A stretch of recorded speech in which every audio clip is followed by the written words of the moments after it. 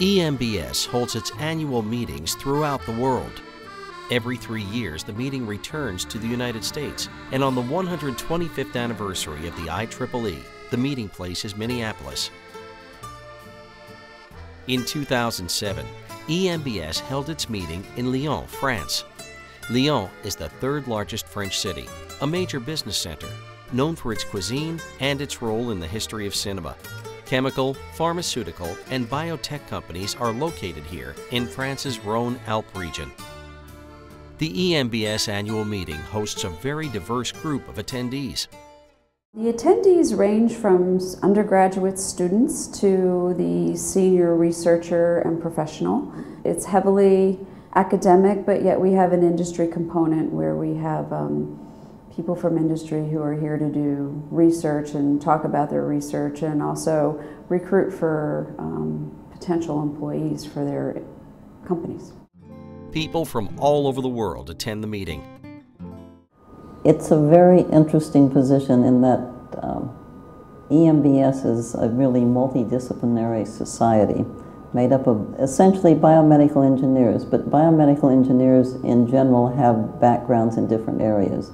We have people who have degrees in mechanical engineering, electrical engineering, some in actual biomedical engineering, some in computer science, some MDs.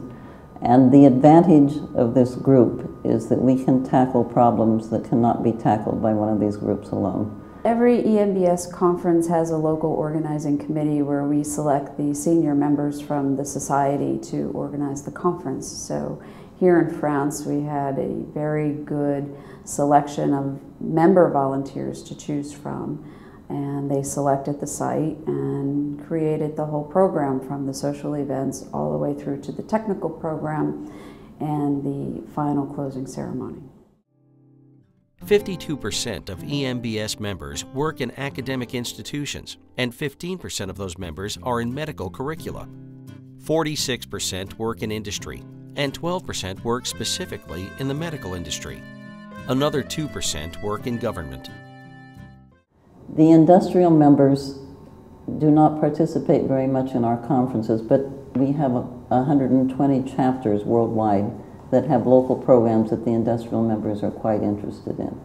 They're looking at it more from a practical point of view, so they get speakers who come in and talk about practical applications, whereas at this meeting you'll hear more about the theory that in the future will become practice but isn't there yet. So these are the two components of the society. The thing we would like to see happen is to have these two components interact more than they do, because right now they're pretty much separate. What we're trying to do is bring in more things that are relevant to our industrial members at our annual conference, so we can have that interaction. Conference sessions cover a wide range of topics: bioinformatics, biotechnology, clinical engineering, information technology, instrument and measurement, micro and nanotechnology, radiology, and robotics. The conference proceedings of EMBS's annual international conference are indexed in Medline, an index of the U.S. National Library of Medicine. The IEEE Transactions on Biomedical Engineering is one of the leading research journals in its field and is widely disseminated throughout the world. Original research papers covering the broad spectrum of theoretical and applied sciences were introduced at the conference in Lyon. The audience for the journal is a very large segment of the bioengineering world, especially the academic world, but also industrial world and manufacturers of medical devices, increasingly people in the imaging areas, and even some in areas that are more drug-related or other biomedical device-related companies. Traditionally have very strong areas in signal processing, cardiac, neural, image processing, but again, a very broad-reach journal.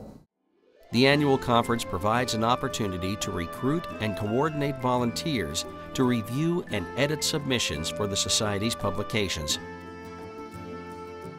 The transactions receives a very large number of submissions every year. We're now at the range of 900. That's almost 3 every day that we get. We have approximately 50 to 60 associate editors. I send these new submissions out to the associate editors. They in turn find expert reviewers who return commentary on these.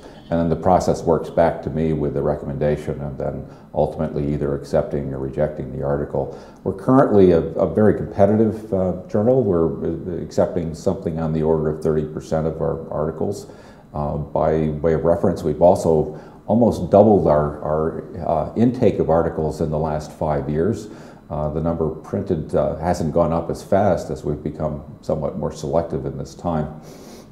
But it's a very competitive area, but still wide-ranging, requiring a wide range of experts to be able to look at the manuscripts that we do receive. EMBS is involved in standards for medical devices.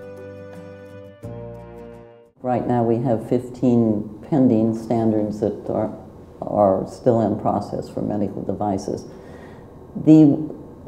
The electronic medical record standard has just begun to be investigated, so it's in progress, but it's at its early stages. And this is just for the United States at this point. So what we really need in the long term is the worldwide standard for that. Awards are given at every annual meeting to recognize the contributions made by EMBS members. Awards are always important. I think any technical societies, they have those awards. And a society, you have that members, and the members work so hard contributing to the society, to the professions in so many ways. And by giving out those awards, number one, we are awarding those important contributions, we recognizing excellence, and that's also in many ways set up some kind of examples, role models for the new generation, the student, to relate to. Out of around 1,800 attendees, nearly 400 will be students attending this conference.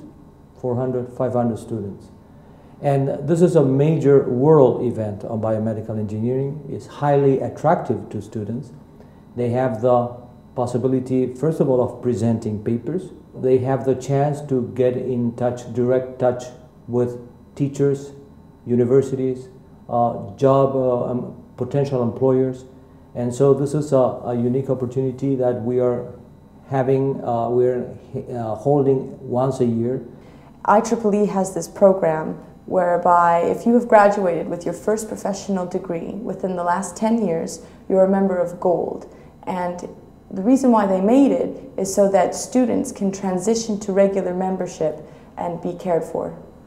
At this conference, we have one major Gold event. It's the EMBS Gold Networking Reception, and we have around 200 people coming to this event to informally meet each other and talk to other people who are in a similar position, students transitioning into either becoming a young professional academic or a young professional within industry or the government sector. I think the EMB Society is a very student-friendly, like in our annual EMB conference, a very substantial portion of the authors are graduate students. Myself, I joined EMB Society more than 20 years ago as a student member. That's my starting of EMB career. So I think in the future what we should do is we should further help the student during their career development, not just during the study, but also in the early stage when they try to establish themselves. The EMB Society should put in more effort to help these young people. It took about 3 years to plan the conference in Lyon. It's a truly international task. Nigel's from Australia, as you can work out from his accent. I'm from Northern Ireland, as you probably worked out too. And the main part of the conference is based obviously in Lyon in France. So we have been working together. One of the advantages of being in Australia and being in Ireland is that we have sort of a relay system. When Nigel goes to bed, I'm just about waking up, you see, so we keep feeding the emails throughout the day, 24 hours a day. And the other advantage is that despite that accent, Eric speaks French, so he can translate translate to the locals exactly what we had in mind. One of the things, the important thing that we've learned is that there should be committees that continue on from one conference to the next, so that the skills and problem-solving skills that people learn can then be translated to the next year. EMBS will continue to offer one large annual conference and several small focused conferences. The vision is to continue showcasing cutting-edge research while at the same time providing practitioners opportunities to grow. One of the features I think EMB conference is it becoming bigger and bigger, attracting more and more participants. The trend in the future, and I hope to see, is that we really become more and more representative, selective, and get the more and more these cutting-edge scientists to come to our conference at the same time keep the growing pace.